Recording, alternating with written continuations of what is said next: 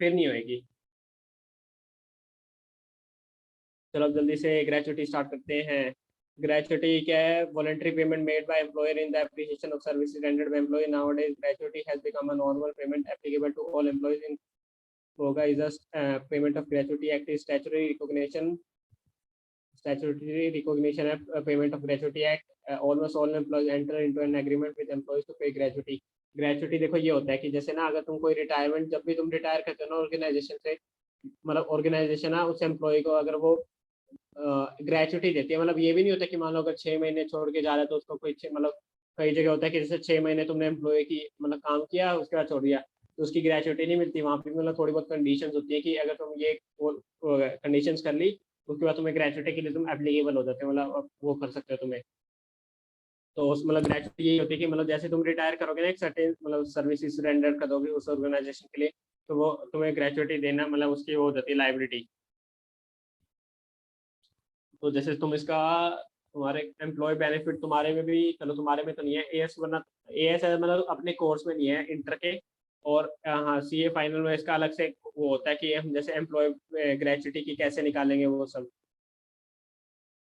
Valuations होती है ना, मतलब ग्रेचुटी ना उन पे डिपेंड करती है। एक्चुरियल मतलब एक्चुरियल पर्सन होते हैं, मतलब वो एस्टिमेशन बनाते हैं, मतलब कितने पर्सन इतने रहेंगे, मतलब क्योंकि ना उन्हें अपने फाइनेंशियल में शो करना होता है अपने ये कि वो कितनी ग्रेचुटी देंगे, तो मतलब उसके लिए अब हम देखते हैं exemption in respect of gratuity. Retirement gratuity received from PRC is fully exam from tax. ठीक है, सीधी सी बात है, वो ये चीजें नहीं देते एग्जाम्पशन की। पेंशन कोड उनसे मिल रही है, डिफेंस सर्विसेज से मिल रही है। अब आगे मेन आते हैं यहाँ से, employees of central government members of local authorities any death cum retirement gratuity is fully exempt. अब क्या है इसका मतलब क्या है कि गवर्नमेंट सेंट्रल गवर्नमेंट के एम्प्लॉय को, ये ध्यान रखना है यहाँ पे क्या है, सेंट्रल गवर्नमेंट एम्प्लॉय है या फिर मेंबर ऑफ सिविल या लोकल अथॉरिटी, तो उनको क्या है फुल्ली एग्जाम्पशन मिल जाएगी सारी की सारी। ठीक है, एक तो ये हो गया। हम इसके चार्ट में भी जाएंगे ना, तो जैसे आगे इन्होंने जैसे वही कर रखा है कि सर्विस गवर्नमेंट के केस में ये रहा, इन 3 पर्स के केस में फुल्ली वो एग्जाम्प्ट हो जाएगी। और ये ठीक है। अब हम आगे बढ़ते हैं अदर एम्प्लॉयज के केस में, अगर वो वही पेमेंट ऑफ ग्रेचुटी एक्ट के अंदर कवर हो रहा है कि नहीं हो रहा, मतलब वही अगर उसने मतलब पेमेंट ऑफ ग्रेचुटी एक्ट मतलब अपने कोर्स में तो है नहीं, लेकिन अगर उसके अंदर कोई कंडीशंस होंगी, अगर वो फॉलो करे, मतलब उसके अंदर वो अप्लाई हो रही है उसके अंदर कंडीशन सारी, तो उस केस में क्या हम कैसे निकालते हैं? एट अभी ध्यान से रखना क्या लिख रखा है वापिस इसमें, exemption exam from tax to the exams of least. इसमें क्या मतलब लीस्ट ऑफ द फॉलोइंग, जो हम नीचे के 3 पढ़ेंगे इसमें से क्या लीस्ट एग्जाम्प्ट होगा ना कि टैक्सेबल। ये सबसे पहले ध्यान रखना अपना। अब देखो क्या एग्जाम्प्ट होगा, 20 लाख एक्चुअल ग्रेचुटी रिसीव्ड, या फिर 15 days salary based on last जोन salary from each completed year of services in excess of 6 months। अब इसका जब हम एक बार नीचे मैं पूरा प्रोविजन एक्सप्लेन करता हूँ फिर ये बताता हूँ सारा एक बार। और salary for this purpose main basic salary, DA, number of days इन अच्छा अच्छा, तो वो बता रहे हैं सैलरी मतलब अच्छा क्या लेनी है। सैलरी मतलब 15 days की सैलरी हमें लेनी है, DA number of days in a month for this purpose shall be taken as 26। मतलब वो ये क्या बता रहा है, वही 15 लास्ट में क्या सैलरी को क्या 15, एक तो 15 days की लेनी है और उस मंथ में हम क्या मानेंगे 26 days होते हैं। ये तो चलो मैं आगे लिख नहीं पा रहा, मतलब 26 days होते हैं इसके अंदर, 15/26 करेंगे ये है। मतलब क्या 20 लाख एक्चुअल हमें जितनी मिलेगी, और या फिर 15/26 ऑफ एक्चुअल मतलब 15/26 ऑफ सैलरी। और सैलरी के अंदर क्या आता है, सैलरी और डीएनएस अलाउंस आता है खाली। और डीएनएस अलाउंस भी वही नहीं है पार्ट ऑफ एम्प्लॉयमेंट वाला, वो इसमें नहीं दे रखा, इसमें फुल्ली दे रखा है कि मतलब जितना भी फुल्ली मिलेगा। और हम इसके जो ये वाला है ना, ये नीचे मैं टाइमलाइन बनाऊंगा उससे तुम्हें प्रॉपर एक्सप्लेन करूंगा, वरना यहाँ से भी तुम कंफ्यूज हो जाओगे। एक बार नीचे वाला भी एक बार पढ़ लेते हैं फिर ऊपर चलेंगे। अब क्या लिख रखा है, नोट कवर, अगर वो पेमेंट ऑफ ग्रेचुटी के एक्ट के अंदर कवर नहीं हो रहा, और इसको death cum retirement gratuity received by employee on his retirement और becoming incapable to prior retirement और टर्मिनेशन, और gratuity received by his widow children और डिपेंडेंट इज एग्जाम्प्ट।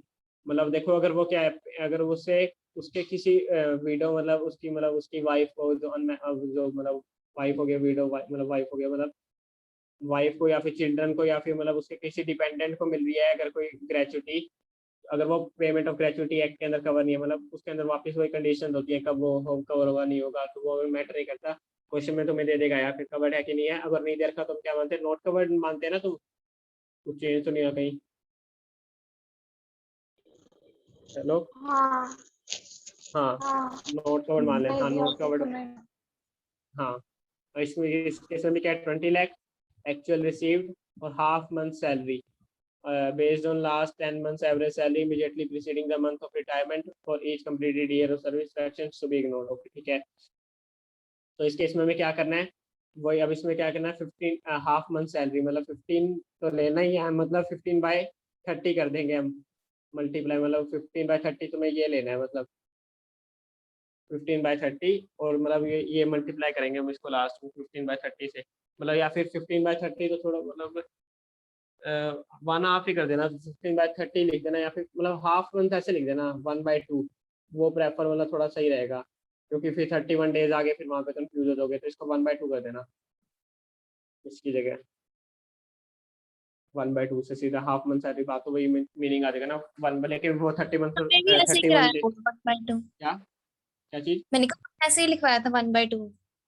हाँ 1/2 में वही कह रहा हूँ कि 15 में, क्योंकि 31 से ना फिर एक एक दिन से कंफ्यूजन हो जाएगी, इसमें फिर 31 डेज लोगे, मतलब बहुत मतलब कंप्यूटेशन उसकी ना फिर हेक्टिक सी हो जाएगी तुम्हें, तो मतलब एक डे की निकालो, फिर एक मंथ की निकालो, मंथ वाइज निकालने लग जाओगे फिर वहां पे तुम। ठीक है, अब ये हो गया। अब इसके लिए क्या है, सैलरी मीन्स बेसिक, और देखो यहाँ पे क्या मीनिंग है, देखो दोनों की सैलरी का अलग अलग meaning. Basic DNS allowance provided in the terms of employment, यहाँ पे क्या है, टर्म ऑफ एम्प्लॉयमेंट वाला है, और मतलब जो रिटायरमेंट बेनिफिट का पार्ट बनेगा, और वही कमीशन परसेंटेज ऑफ टर्नओवर वाला, वहाँ पे क्या था, कमीशन सैलरी और डीए था, salary plus basic plus DA था यहाँ पे, और यहाँ पे तीन तीन चीजें कवर हो रही है। ठीक है, और एक नीचे वाला ये नोट पढ़ते हैं, फिर हम इसका क्वेश्चन बना के कवर करेंगे। Gratuity receive during the period of salary is fully taxable, मतलब अगर हम कोई सर्विसेज अभी भी रेंडर कर रहे हैं, अगर मान लो अगर कोई उसे ग्रेचुइटी उसने मतलब पहले मिल चुकी है पीरियड ऑफ सर्विस के मतलब दौरान ही, मतलब उसको ड्यूरेशन में मिल गई, तो वो फुल्ली टैक्सेबल होगी, तो वो कितनी भी विड्रॉ मतलब उसे जितनी भी मिली हो। When gratuity is received from two or more employees same previous year, then aggregate amount of gratuity exempt from tax cannot exceed 20 lakh, मतलब एक साल के अंदर उसे कहीं दो जगह से ग्रेजुएट मतलब वो लिमिट मिल रही है, तो क्या कि उसको मैक्सिमम 20 लाख तक की मिलेगी, उससे ज़्यादा नहीं मिलेगी। When gratuity received previous year from employer received later previous year, the limit of 20 lakh will be reduced by that amount। मान लो अगर देखो, अगर तुम्हें प्रीवियस ईयर 1920 में कोई ग्रेजुएटी मिल गई थी 2 लाख की, मतलब अरे ये क्या बना दिया, मतलब 19 मतलब ईयर 19 में तुम्हें ग्रेजुएटी मिली थी 2 लाख की, अब हम करंट ईयर में स्टैंड करें, मतलब प्रीवियस में 2021 में, तो उस केस में हमें क्या लिमिट लेनी होगी, 18 लाख, ये ध्यान रखना अगर कोई दे रखा है तो। और अगर हमें करंट प्रीवियस ईयर में मतलब कोई अगर दे रखी है, तो मतलब कि मान लो जैसे 2 एम्प्लॉय से मतलब लिमिट मिली है, मतलब 2 एम्प्लॉय से ग्रेचुटी मिली है, मान लो 10 लाख और 9 लाख, तो अगर मान लो हमें जैसे यही केस में अगर 18 लाख उससे अप्लाई थी, 18 लाख और वो कर सकता था, तो उसके केस में 18 लाख की एग्जाम्पशन ले लेगा, 1 लाख फुली टैक्सेबल हो जाएगा। और 18 लाख में भी हम वो आगे चेक करेंगे, तीन कंडीशन में एटलीस्ट वाला एग्जाम्प्ट हो जाएगा। एक सेकंड पानी पी लो।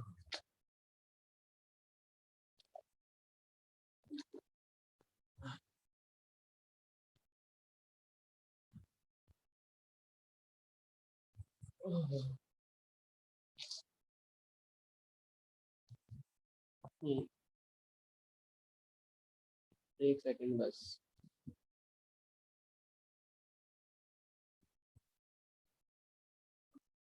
हाँ ओके, हाँ अब नीचे वाले से हम देखते हैं।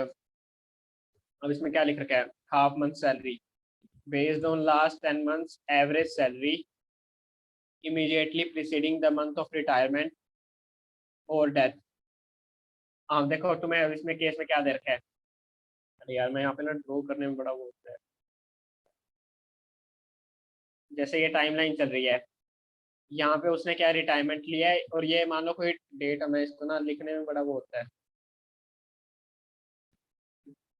यहाँ पे लिखता हूँ थोड़ा सा, यहाँ पे भी बड़ा वही होएगा यार। चलो यहाँ पे ना ये मान लो ये 21 ऑफ अगर मैं 21 मार्च 21 है, 21/1 21/3/21 है, ठीक है।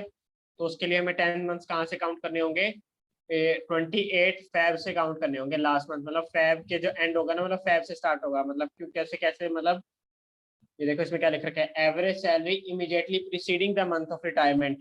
क्योंकि देखो immediately preceding the month of retirement जो हमारा केस था, वो मतलब मार्च के मंथ में हमने रिटायर किया था ना उसको, तो इमीडिएटली प्रीसीडिंग मंथ उसका कौन सा आएगा, फेब से। तो उसका हमें फेब से स्टार्ट करना है, मतलब फेब से हम कहाँ तक लेंगे, फेब जैन और पास्ट 8 मंथ्स, दिसंबर नवंबर अक्टूबर सितंबर अगस्त जुलाई जून, और ये एक और कौन सा बचा, मई। तो हम मई मई तक की लेंगे, फेब मई टू फेब तक की सैलरी लेंगे, और उसका फिर हम एवरेज निकाल देंगे 10 मंथ्स का।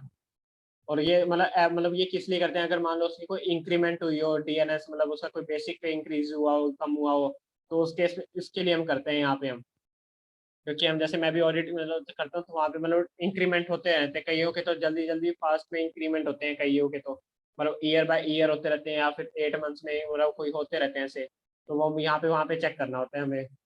तो हमें अब इस केस में अगर वो पेमेंट ऑफ ग्रेचुइटी एक्ट के अंदर कवर नहीं है, तो हमें 10 मंथ्स कहाँ से लेने हैं, जिस मंथ में वो रिटायर होगा उससे प्रीवियस मंथ से लेने हैं तुमने। मान लो वो मंथ के अंदर अगर मार्च के अंदर रिटायर हो रहा है, मार्च 21 के अंदर, तो हमें फेब से काउंट करने हैं लास्ट 10 मंथ। सीधा सा फेब से देखना, मतलब फेब की पूरी सैलरी लेना, और मतलब डेट कंसीडर नहीं होगी वहां पे, फिर फेब के पूरे मंथ मतलब फेब जैन ऐसे पूरे पूरे लोगे। और अगर हम ऊपर वाले की बात करें, for each completed year of services और per year of in excess of 6 months last drawn salary. अब लास्ट ड्रॉन सैलरी क्या होती है, जहाँ पे तुमने रिटायरमेंट मतलब तुम वो हुए और या फिर जो भी हुई है, उसी से तुम प्रीवियस मतलब 10 मंथ स्टार्ट कर दोगे वहीं से, लास्ट 10 मंथ्स। जिस डेट से मतलब तुम अभी खड़े हो ना, उसी डेट से तुम स्टार्ट कर दोगे लास्ट 10 मंथ्स में। ये नहीं है पिछले मंथ से, बस इतने में यही फर्क है। जैसे अगर हम पिछला केस ही कंटिन्यू रखें, 21/3 को रिटायर हुआ था ना, तो हम 21/3 से ही उसके पिछले 10 मंथ्स की सैलरी ले लेंगे। और इसमें हम पार्ट अगर ये देख लेना, मेरे को इतना कंफर्म नहीं है कि अगर मान लो जैसे 21/3 की है, तो मार्च की सैलरी हम करते हैं मेरे अकॉर्डिंग, कि जो मार्च की सैलरी होगी उसको ना हम 21 बाय जैसे 31 का है ना, तो हम उसको वो प्रोपोर्शन में कर देंगे, उसको जितनी मिलेगी। हाँ, इसमें प्रपोर्शन होता है ना सेकंड वाले केस में, ये हाँ इवन केस तो में नहीं डेट होता देख के। शायद। इसका ना मैं ना इसको ना मैं अपने चार्ट में भी ना एक अच्छी तरीके से एक्सप्लेन कर दूंगा टाइमलाइन के साथ। इस पे ना मैं ड्रॉ नहीं कर पा रहा मैं यहाँ पे, वरना मैंने तो मैं अभी ड्रॉ करके बता देता साथ के साथ ही। ठीक है भैया। हाँ, तो इस केस में ना मतलब ये, तो ये ध्यान रखना कि जैसे इसमें ईयर मतलब ये कहाँ से होगा, कि मान लो अगर पोगा के अंदर कवर हो रहा है कि नहीं हो रहा, अगर वो हो रहा है तो हमें टाइमलाइन में मतलब जहाँ से वो रिटायर होगा उसी से बस पिछले 10 महीने देखने हैं। और जो उस मंथ में रिटायर होगा ना, उसका प्रोपोर्शन ध्यान से करना तुम, कि उस मंथ का हमें प्रोपोर्शन लेना होगा। और उस जहाँ से हुआ है तो उसका भी प्रोपोर्शन होगा, मतलब लास्ट 10 मंथ जो आएंगे तो उसका हमें प्रोपोर्शन लेना होगा। एक तो ये हो गया, अगर वो कवर्ड नहीं है पोगा के अंदर, तो जिस मंथ में वो रिटायर होगा उससे जस्ट प्रीवियस मंथ से हम 10 मंथ स्टार्ट कर देंगे, और वहाँ पे मतलब कोई फ्रैक्शन में हमें लेने नहीं, पूरे पूरे हम 10 मंथ्स की सैलरी लेंगे, मतलब 10 मंथ्स की, और उससे फिर लास्ट में डिवाइड बाय 10 कर देंगे। ठीक है। और एक ऊपर ये भी था ना कि ये रहा, इसमें था नीचे वाले में, अब क्या है, फ्रैक्शंस टू भी इग्नोर करने हैं इसमें। फ्रैक्शन से इग्नोर करने का अब क्या मतलब है तुम्हारे अकॉर्डिंग, बताओ। ये तो जैसे अगर 26 ईयर 8 मंथ गिवन 26 ईयर्स लेंगे सिर्फ। तुमने वीबी सर की है ना। हाँ, क्यों?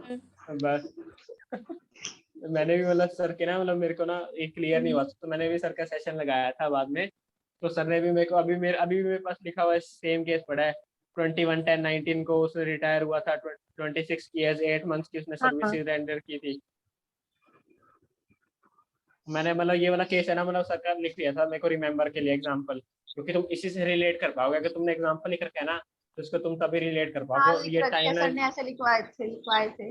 हाँ तो इसके अंदर जो मैंने टाइमलाइन अभी बताई है ना, ये तुम अपने नोट्स में जरूर करना, वरना तुम्हें लास्ट में फिर ये कंफ्यूजन होगी तुमने 10 मंथ्स की कहाँ से लेनी है। तो तुम अपने टाइमलाइन बनाओगे ना, तुम वहां से तुम्हारा क्लियर हो जाएगा। वरना तुम अगर कहीं से लाइन पढ़ोगे ना कि 10 months from the in x of 6 months, और तुम बताओ यहाँ पे तो अब कहीं लिख ही नहीं रखा एवरेज जोन सैलरी है फॉर ईच कंप्लीटेड ईयर। अब देखो इसमें तो सीधा कंप्लीटेड ईयर ले लिया, जितने कंप्लीट हुए होंगे सर्विसेज उतने लोग लेंगे हम। मतलब फर्स्ट केस में अगर कितना लेंगे, अगर वो मतलब 26 का 26 लेंगे, और अगर सेकंड केस में अगर वो 6 मंथ से ज्यादा हो रहे हैं तो हम पूरा ले लेंगे, अगर कम हो रहे हैं तो मतलब वही कम ले लेते हैं। यही था ना?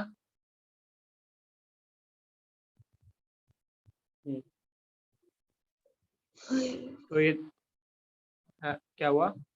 कुछ गलत कह दिया क्या? बता दो कुछ नहीं गलत नहीं। कहा हो तो। अच्छा हाँ ठीक है करो। तो अब देखो तुमने क्या था, सर्विस स्टैंडर्ड ऑफ चार्ट से पढ़े, ये फुली टैक्सेबल था, ये फुल नोट्स करना में कितना टाइम पड़ता है, मैं एक बार टाइम देखता हूँ। 46-20 मिनट्स। अभी एक टॉपिक करवा सकता हूँ कि नहीं करवा सकता, मैं देख लेता हूँ।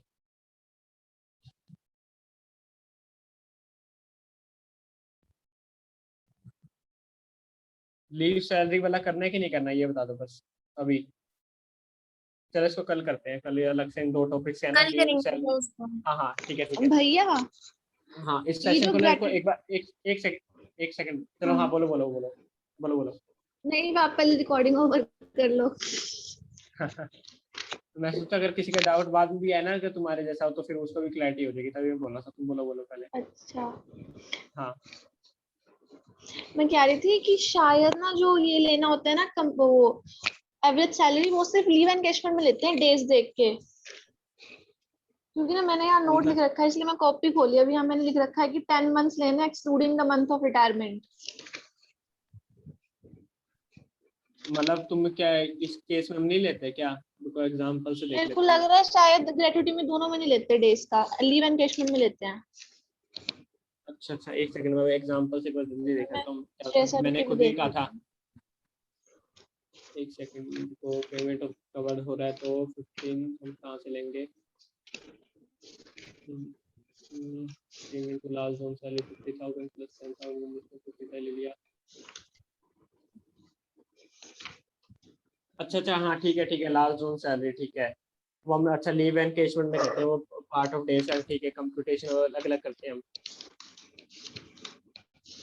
अच्छा ठीक है मैं गलत था, क्योंकि अब देखो इसमें सीधा सा लिख रखा है, क्या लिख रखा है, लास्ट जोन सैलरी। जो तुम्हें लास्ट में सैलरी मिली होगी ना लास्ट मंथ में, जो तुम्हारे एप्लीकेबल होगी, मान लो जो इंक्रीमेंट करने के बाद होगी, तुम्हें बस वो लेनी है तुम्हें सैलरी यहाँ पे। मान लो अगर तुम्हें पहले अगर ये ऐसे लिख रखा हो 50%, मान लो मतलब 50,000 तुम्हारी बेसिक पे थी, मैं इसको लिख ही देता हूँ वहाँ पे, इसको तो लिख सकता हूँ मैं कि मान लो अगर ये लिख रखा था कि बेसिक पे, ठीक है मेरी भी थोड़ी अब वो कंफ्यूजन दूर होगी अब इससे, कि अगर ये लिख रखा है 50,000 पर मंथ की लिख रखी है, और डीए लिख रखा है 50% लिख रखा है, मान लो 50% ऑफ बेसिक पे, अरे ये लिख रखा है ठीक है 50% ऑफ बेसिक पे है यहाँ पे। तो इस केस में हम क्या करेंगे, अगर मान लो अब बाद में लिख दिया फ्रॉम 110 920 ले लो, 120 से उसको क्या है मान लो 10% में अमाउंट वो बता रहा हूँ कि उसे 20% इंक्रीमेंट हो गया, 20% इंक्रीमेंट हो रहा है उसको, ठीक है। अब 20% इंक्रीमेंट हो रहा है तो उसका मतलब क्या हो जाएगा, अब यहाँ पे हम अब उसे लास्ट मतलब उससे सैलरी क्या मिल रही होगी, बेसिक पे मिल रही होगी उसे 50 प्लस 10 60,000 मिल रही होगी, 60 के, इसी का हम बेसिक पे करेंगे तो उसको कितनी मिलेगी प्लस 50% 30 के। तो हमें लास्ट में बस ये कंसीडर करनी होगी पर मंथ के अकॉर्डिंग, 30 प्लस 60 प्लस 90। और ये हम किस केस में करेंगे, पोगा के केस में, अगर वो पोगा के अंदर कवर हो रहा है, पोगा के अंदर कवर्ड। अगर कवर नहीं हो रहा ना तो हम इस केस में बताऊँ कैसे लेते हैं। तो अगर मान लो इसकी रिटायरमेंट देखो, यहीं से मैं रिटायरमेंट की डेट भी लिख देता हूँ, रिटायरमेंट रिटायरमेंट डेट एक, इसको तुम लिख ही लेना, चाहे बाद में लिख लेना, 1/3/21 को उसने रिटायरमेंट लिया है, तो पोगा का तो हो गया। अगर वो नोट कवर्ड, चलो इसको लिख लेते हैं, तो इस केस में हम सैलरी क्या लेते हैं, सैलरी की मैं बता रहा हूँ बस, सैलरी लेते हैं इस केस में हम 1/3 को तो छोड़ो, थोड़ी सी आगे ले लेते हैं ताकि मतलब थोड़ा सा वो रहेगा फिर याद रहेगा। 21/3 को रिटायरमेंट डेट है, तो इस हम केस में लेंगे Feb 21 मतलब आगे थोड़ा वो लिख लेता हूँ करेक्ट, मई 20 से Feb 21 तक की लेंगे हम सैलरी। तो उसको अब कितनी मिली होगी देखो, 1/10 से हम पहले तो ऐसे डिवाइड करना तुम भी अपने आंसर में थोड़ा सा, हाँ। अब उसे हम क्या करेंगे, मई 20 से, तो उसकी मई हम निकालेंगे 1/5/20, 1/5 से लिख देते हैं, चलो 1/5 से लेके तो कब तक मिली होगी, 1/10 तक मिलेगी, मतलब 31/9 तक। 31/9 तक उसकी सैलरी मिली होगी उसे 50K प्लस में 50% 25K। एक तो तुम ये ले लोगे और इंटू इसको कर देना पूरे ब्रैकेट करके, इंटू में कितने मंथ्स हो गए, मई जून जुलाई अगस्त सितंबर, 5 मंथ्स, मई जून जुलाई 5 अगस्त मंथ। सितंबर, 5 मंथ्स। ठीक है, तो ये कर देना तुम। और फिर हम आगे करेंगे 110 से, अरे 110 से करेंगे हम, अब रिटायर हुआ है तो हम इसके लास्ट अब क्या लेते हैं, अगर ये पोगा के अंदर कवर नहीं है तो हम लेंगे इसको 28/2 तक, 28/2/21 तक लेंगे। तो इस केस में कितनी है, अरे ये ऊपर कहाँ पहुंच गया, 5 मंथ्स। हाँ 60K plus 30K, 30K into में कितने मंथ्स बचे हैं बाकी, 5 मंथ्स, ये बन लेंगे हम। तो इसकी टोटल बताओ कितनी आ गई,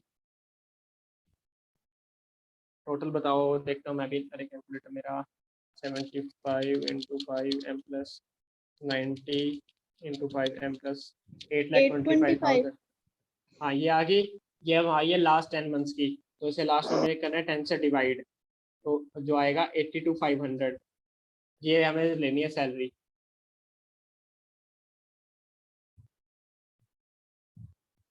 क्योंकि क्वेश्चन में क्या गिवन है,